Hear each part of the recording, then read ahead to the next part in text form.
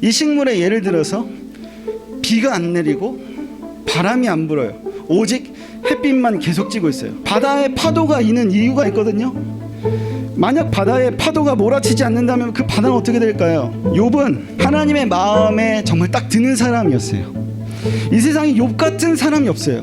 이상하게도 성경에 나타난 최악의 고통과 최악의 고난과 최악의 아픔을 정면으로 제대로 부딪혔었던 사람 누구냐고 묻는다면 대부분 사람들이 욥 이렇게 이야기해요.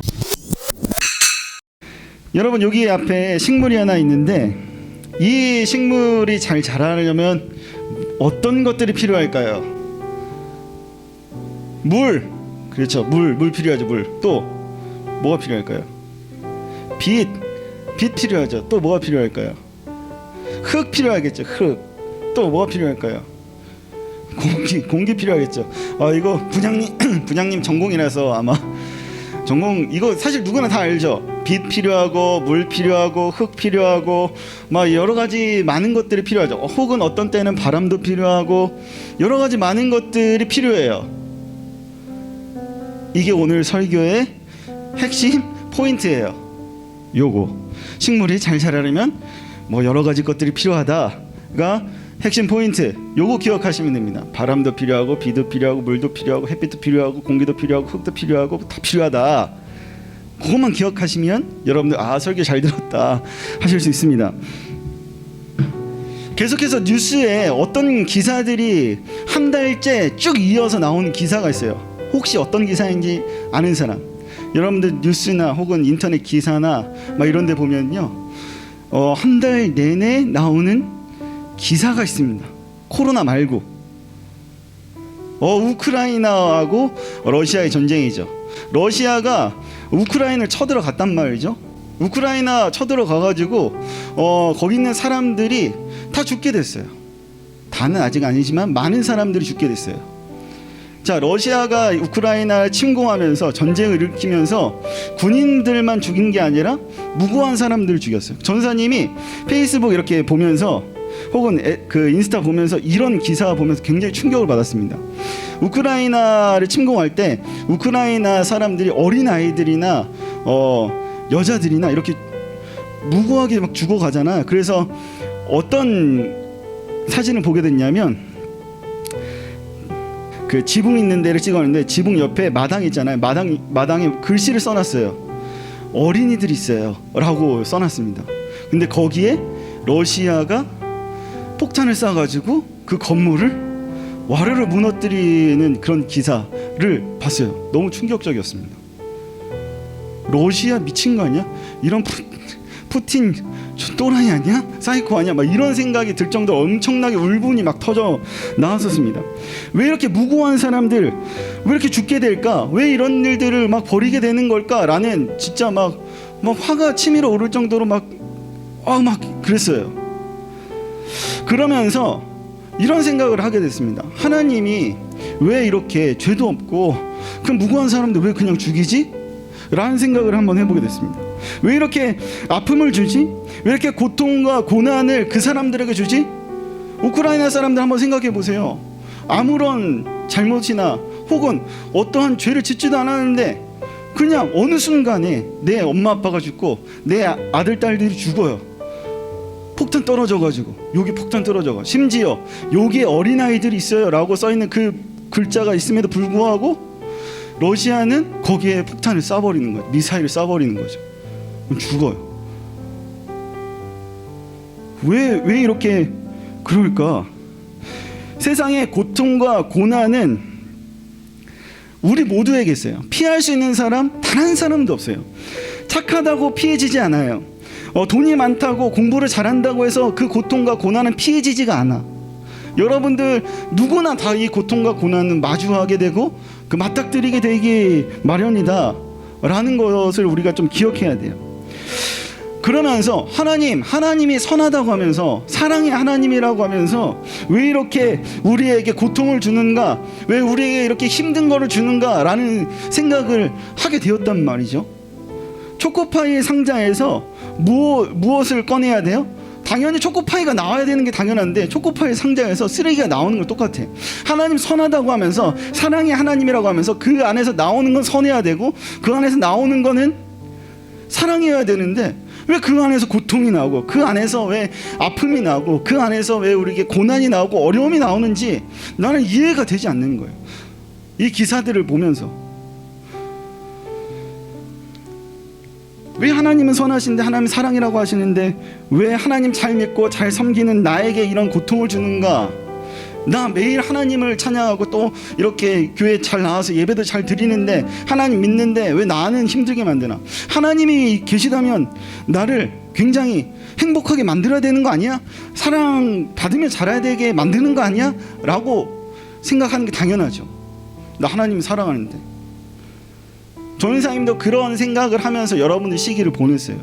굉장히 우울한 청소년 시기와 정말 힘든 시기 가운데 하나님은 왜 나한테 하나님 사랑이라면서요. 목사님이 얘기하고 전사님이 막 얘기하는데 선생님들이 하나님이 사랑이야, 하나님이 선하셔, 우리 하나님이 너를 위해서 죽으셨어, 뻥 까지 말라고 막 얘기하셨던 시기가 여러분 시기였습니다. 오늘 그거에 대해서 좀 이야기를 나누려고요. 혹시 여러분 스쿼트 해본 적 있는 사람? 다 해봤죠? 살 빼려면 다 해야 되잖아. 그걸 건강해지려면. 전사님도 스쿼트를 해봤습니다.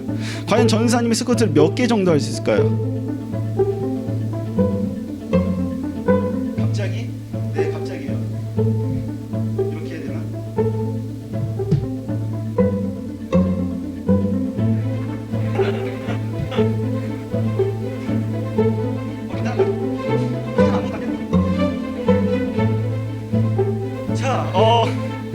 자, 이 정도까지만 할까요? 힘드네요. 전사님 스쿼트를 한 이유가 있습니다. 운동을 너무 안 했어요. 운동 이렇게 스쿼트를 하다 보면요, 자신의 한계에 부딪힙니다. 나 몇 개까지, 나 아까 몇 개까지 했죠? 33개. 40개 넘기면 안 될 것 같아요. 한 방에 하는데 너무 힘들어요.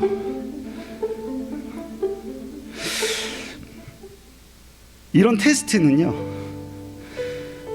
뭘 알게 하냐면 나의 한계를 알게 해요. 우리가 중간고사 보고 기말고사 보고 시험을 보잖아요. 그거는요, 내가 이 수준까지 있어 라는 것을 알 수 있는 기회인 거죠. 좋은 말로 기회인 거고, 내 수준이 딱 요 정도까지야. 이학준 전도사님이 스쿼트 하는 수준이 딱 33개야. 그 이상으로는 숨이 헐떡헐떡거리면서 지금 설교하고 있어. 전사님 수준은 33개. 나도 그렇게 느껴요. 나는 33개밖에 못하는구나. 그러면서 이걸 늘리려면 어떻게 해야 될까? 이렇게 하면 되겠구나. 매일 조금씩 늘려야겠다. 내일은 34개 해봐야 되겠다. 이렇게 생각하는 거죠. 우리에게 닥쳐오는 시험도 역시 마찬가지예요. 우리에게 시험에 닥쳐올 때 나의 한계와 나의 수준인지 드러나게 돼 있어요. 우리는 숨이 턱턱 차오르는 순간에 알아야 돼요. 그리고 고통과 고난 가운데 우리는 알아야 돼요. 뭘요? 내가 어떤 수준의 사람인지, 어떤 한계를 가지고 있는 사람인지, 나는 딱 그 정도까지만 할 수 있는, 그 정도까지만 감당할 수 있는 사람이야 라는 거 알아야 돼요. 나에게 오는 시험과 나에게 오는 고난과 나에게 오는 고통에 따른 내 모습이 지금 어떠한가를 우리는 고통과 고난과 시험과 어려움을 통해서 알 수 있어요. 오늘 성경에 나오는 욥이라는 사람의 그 수준은 과연 어느 정도였을까 한번 보려고 하거든요. 그러면서 여러분들에게 다가오는 나의 수준은 어느 정도인가를 한번 살펴보세요. 욥은 성경에 하나님의 마음에 정말 딱 드는 사람이었어요. 이 세상에 욥 같은 사람이 없어요. 욥 같네. 욥 같은 사람이 없어요. 욥이 유일했어요. 하나님의 마음에 딱 맞는 사람이 욥이었어요. 그런데 이상하게도 성경에 나타난 최악의 고통과 최악의 고난과 최악의 아픔을 정면으로 제대로 부딪혔었던 사람 누구냐고 묻는다면 대부분 사람들이 욥 이렇게 이야기해요. 하나님 잘 믿는 사람인데 불구하고요. 과연 욥은 어떤 고통을 겪었길래 그렇게 최대한의 고통하면 욥, 고난하면 욥 이러할까? 어떤 고통이 있었을까? 이런 고통이 있었습니다. 욥에게는 자녀가 10명 있었어요. 남자 7, 아들 7, 딸 3. 그리고 욥이 가진 재산이 어마어마했어요. 어느 정도였냐면 양이 7,000마리였습니다. 한 마리에 10만 원씩 정도만 해도 얼마? 7억. 약대, 낙타가 3,000마리 있었습니다. 약대 한 마리당 100만 원씩 치면 30억. 소가 1,000마리 있었습니다. 소 한 마리에 200만 원 정도라고 하면 20억. 암낙이 500마리 있었어요. 암낙이 한 마리에 100만 원이라고 하면은 5억. 욥의 재산을 다 합쳐보니까 약 62억 정도 돼요. 근데 그 62억 정도의 재산, 오늘로 따지면 우리 건물 세우고 그리고 건물에서 나오는 돈으로 평생 놀고 먹고 하면서 지낼 수 있는 돈 62억. 그런데 10명의 자녀는 다 죽었어요. 순식간에 다 죽게 됐어요. 그리고 모든 재산도 순식간에 사라졌어요. 62억 사라졌어요. 심지어 이런 상황에서 서로에게 힘이 되어주고 위로가 되어줘야 하는 사랑하는 아내에게까지 버림받았어요. 더 나아가서 욥의 건강까지 지금 위협받고 있어요. 온몸에 욕창이 나서 심한 고통이 더해지고 있는 상황이 욥. 여러분이 욥이라면 어떤 생각이 들까? 내가 욥이라면 과연 나는 어떻게 할까? 어떤 걸 할 수 있었을까? 한번 상상해 봤어요. 저는 하나님 원망할 것 같아요. 그렇게 믿음으로 하나님을 사랑하면서 섬기면서 그렇게 예비하면서 살았는데 도대체 왜 나를 이렇게 내버려 두는지 울분을 토하면서 하나님 원망하고 욕할 거예요. 저는 충분히 그럴 자질이 있는 사람이거든요. 욱해서 하나님 왜 저를 이렇게 놔둬요? 왜 나에게 이렇게 고통을 줘요? 하면서 막 뒤집어 엎고 나 전도사 안 해 하면서 그냥 떠날 사람이 바로 저거든요. 이 정도까지는 아니지만, 욥처럼 이 정도까지는 아니지만 지금 우리들에게 다가온 고난, 고통, 어려움들, 그 앞에서 우리는 어떤 반응을 보이고 있는가 한번 생각해 보세요. 고통과 고난이 다가왔을 때 나는 어떤 반응인가? 아씨 짜증나, 이게 제 반응이었어요. 여러분들도 아마 그러지 않을까요? 그거 고통과 어려움이 있을 때 하나님 왜 저 새끼를 내가 막 이런 생각을 아마 다 하지 않을까 싶어요. 욥은요 지금 저처럼 하나님께 울고 불고 화내면서 혹은 하나님 협박하면서 원망하고 있지 않아요. 그렇다고 참고 견디는 것도 아니었어요. 인내한 것도 아니었거든요. 욥이 지금 고통을 참고 인내했다고 나오는 성경 구절 어디에도 없어요. 욥은 그냥 자신의 상황이 너무 힘들었어요. 그렇지만 하나님이 욥 자신에게 이렇게 하시는 이유가 있음을 욥은 알고 있었어요. 그렇게 믿고 있었어요. 그리고 자신의 한계에 다다랐을 때, 고난이 다가왔을 때, 그 한계에 다다랐을 때 욥은 자신의 위치가 어떤 위치인지를 알고 자신의 삶의 주인이 하나님이라는 것을 믿음으로 그냥 하나님을 의지하기 시작했어요. 너무 대단한 일이죠. 아까 이 식물 필요한 것들 여러 가지 많다 그랬잖아요. 이 식물의 예를 들어서 비가 안 내리고 바람이 안 불어요. 오직 햇빛만 계속 찌고 있어요. 좋은 것들만, 좋은 일들만, 맑은 날들만 계속돼요. 그러면 이 꽃 어떻게 될까요? 시들죠.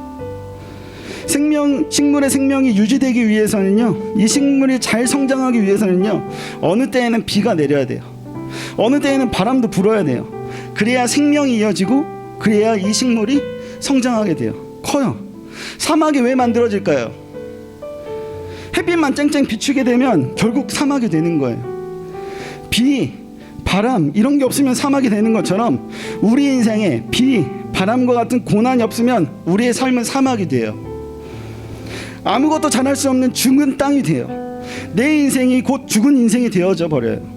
아무런 의미가 없고, 그리고 생명이 없는 그런 인생으로 우리는 그렇게 살아갈 수밖에 없게 되어져요. 햇빛만 계속 비치면. 바다에 파도가 있는 이유가 있거든요. 만약 바다에 파도가 몰아치지 않는다면 그 바다는 어떻게 될까요? 바다는 썩어요. 파도가 일어나면서 파도가 계속해서 몰아쳐야지, 그 안에 태풍이 있어야지만 바다 깊숙이 잠겨 있었던 미생물들이 순환되면서 더욱 생기 있는 바다로 만들어지거든요. 깨끗한 바다가 되어지거든요. 우리는 고난이라는 것을 통해서 생명이 유지되고 있다는 사실을 우리는 잊어서는 안 돼요. 그리고 우리는 고난을 통해서 성장하고 있다는 사실을 우리는 잊어서는 안 돼요. 욥은 과연 어떤 모습으로 성장했을까요? 이런 고난을 통해서 욥이 성장한 것은 이 고백을 통해서 알 수 있어요. 욥기 42장 1절에서 5절 말씀입니다.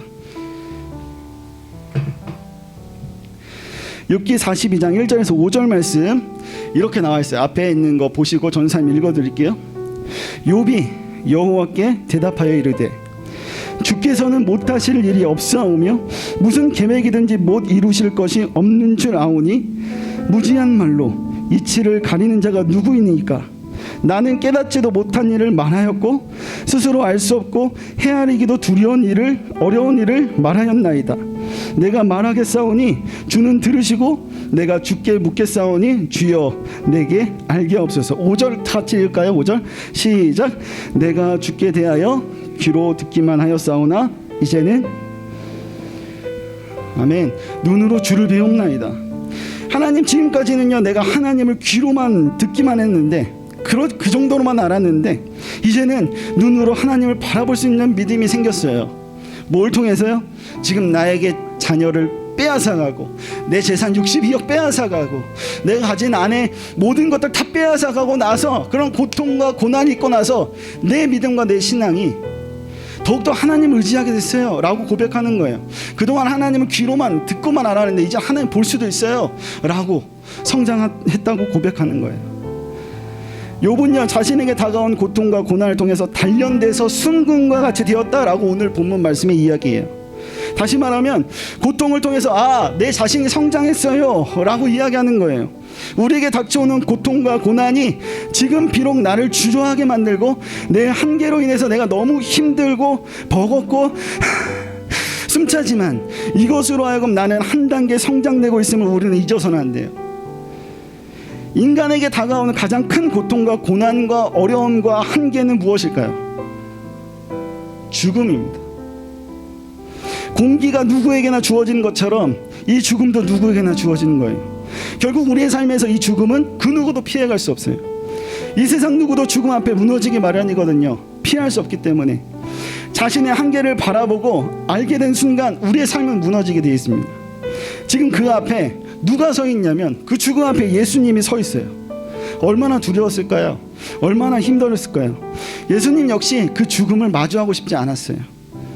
그래서 우리가 고통과 고난 앞에 하나님께 기도하며 원망하듯이 하나님께 예수님이 이것을 피하고 싶다고 울부짖으며 기도하는 순간도 있어요. 하나님 저 죽기 싫어요. 하나님 저 십자가에 매달려 죽기 싫어요 라고.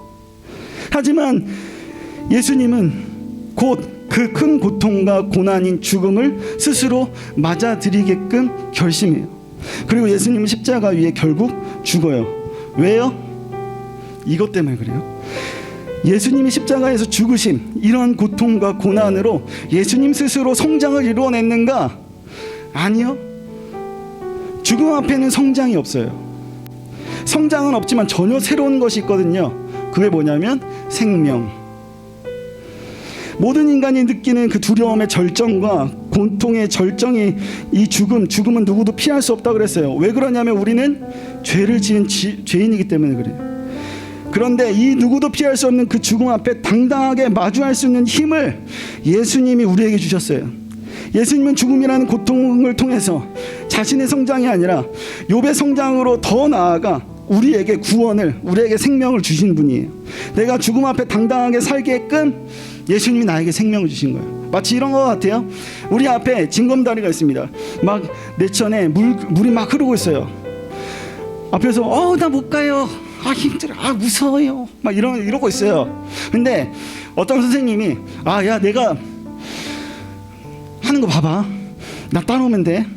하면서 그 선생님이 그 징검다리를 막 한 칸씩 점프 뛰어가지고 건너고 있어요. 그거를 보고 우리가 용기를 얻고 그 징검다리를 똑같이 따라서 건너게 되어진 마음. 저기 건너면 내가 저기 휩쓸릴 수도 있는데 라는 두려움이 사라졌어요. 왜요? 선생님이 먼저 그것을 보여줬기 때문에. 그대로 나는 따라가기만 하면 나는 안전하다는 사실을 내가 알기 때문에. 예수님의 십자가에 죽으신 바로 우리에게 그러한 영향이에요. 우리에게 다가오는 여러 가지 고난과 어려움을 통해서 우리는 우리의 신앙과 믿음의 성장을 이루어내는 것에서 내가 성장했다, 거기서 끝내서는 안 돼요. 우리는 우리의 고난과 고통을 마주할 때 예수님이 하셨던 것처럼 또 다른 생명을 낳고 살리는 사명으로 고난과 고통을 우리는 마주해야 될 필요가 있어요. 여러분에게 고통과 고난을 주시는 이유는 여러분을 성장시키는 것뿐만 아니라 여러분을 통해서 또 다른 생명을 하나님의 나라, 하나님 앞으로 살리기를 하나님께서는 기대하고 있다는 사실을 우리는 기억해야 돼요. 나에게 다가오는 고통과 고난을 보면서 하나님이 또 다른 생명을 살리실 계획이 있음을 우리는 기대하면서 고통과 고난을 기쁨으로 잘 소화하는 우리가 되어지기를 소망합니다. 우리의 신앙이 지금까지 귀로만 듣기만 한 정도였다면, 우리의 신앙이 그냥 예배에 와서 앉아있는 정도였다면, 이제는 고통과 고난을 통해서 하나님께 더 기도하고, 고통과 고난을 통해서 하나님을 더 찬양하고, 고통과 고난을 통해서 조금이라도 한 번이라도 더 하나님을 찾게 되어진다면, 이제는 귀로 듣는 정도가 아니라 주님을 바라보는 정도로 우리는 성장할 수 있어요. 더 나아가서 나로 하여금 새로운 생명을 구원할 수 있는 믿음으로 성장하는 시간이 바로 여러분 지금의 고통의 시간임을 기억하세요. 먼저 건넜었던 그 선생님 바라보고 징검다리를 건너서 그 돌다리를 건넜었던 것처럼 이제는 여러분들이 따라서 건너고 그 모습을 보면서 믿지 않은 친구들, 생명에 그리고 죽음 앞에 두려워하는 친구들, 고통 앞에 주저하는 친구들이 여러분들 그 예수님 따라서 뛰어 걷는 것을 보면서 저렇게 하면 나도 할 수 있구나, 저렇게 하면 나도 내 고난을 이겨낼 수 있구나, 저렇게 하면 나도 생명을 얻을 수 있구나 라는 것을 여러분들의 삶을 통해서, 여러분들이 고통을 마주하는 그 순간을 통해서 보여주기를 소망합니다. 여러분들 이제 여러분의 신앙이 귀로 듣는 신앙이 아니라 하나님을 바라보는 신앙으로 고통을 통해서, 고난과 어려움을 통해서 한 단계 성장하고 있다는 사실을 기억하길 바라요. 사막이 되지 않으려면 비를 맞을 줄 알아야 돼요. 사막이 되지 않으려면 바람도 마주할 준비가 되어 있어야 돼요. 사랑하는 여러분들, 이런 욥의 고백처럼 여러분들도 그 앞에 고통을 마주할, 고통을 기쁨으로 마주할 그런 여러분 되어지길 소망하며 우리 함께 찬양하였으면 좋겠습니다. 욥의 고백이라는 찬양인데요, 이 찬양의 가사가 욥이 모든 것을 다 잃었을 때 외쳐지는 가사예요. 여러분들이 이 찬양을 들으면서 혹은 속으로 내적으로 찬양하면서 나에게 다가오는 고통이 있을 때 오늘 들었던 이 말씀이 생각났으면 좋겠어요. 여러분들이 어려움이 있을 때, 힘든 순간이 있을 때, 아무도 모르는 나만 알고 있는 나에게 닥쳐오는 그런 고통이 있을 때 오늘 이 말씀이 좀 기억났으면 좋겠어요. 그리고 이 찬양이 기억났으면 좋겠습니다. 그리고 여러분들 입술로 이렇게 고백하며 나아갔으면 좋겠습니다.